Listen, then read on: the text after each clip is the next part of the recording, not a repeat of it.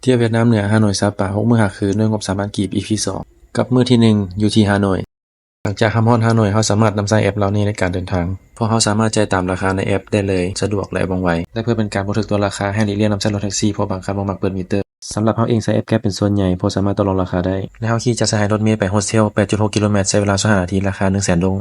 ส่วนโฮสเทลแม่นเราจองผ่านเว็บไซต์ Agoda ไว้ก่อนมา1อาทิตย์ในราคา 245,000 ดงโฮสเทลน้อยๆแต่บอกเลยว่าคุ้มเพราะติดกับโบสถ์เซนต์โจเซฟเลยและห้องที่เราอยู่แม่นอยู่ชั้น4สามารถเปิดหมวกเอี่ยมเลยเห็นทางหลังโบสถ์เซนต์โจเซฟแบบเต็มๆกันไปเลยและที่สำคัญแม่นอยู่ในเขตท่องเที่ยวหวนแก้มเล็กและอ้วนควอเตอร์หรือว่าเขตเมืองเก่า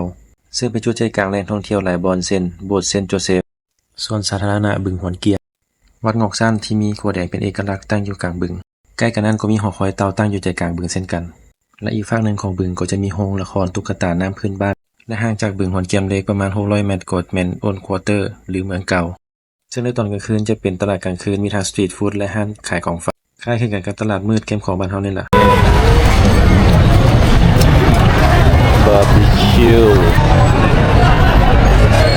พอดีได้มาลองชิมมัสซาลาเต้ของน้องเพิ่นหากว่าเปิดร้านใหม่มื้อแรกโคตรแซ่บเลยมัสซาเข้มข้นดีจอกโคตรใหญ่และโคตรถึก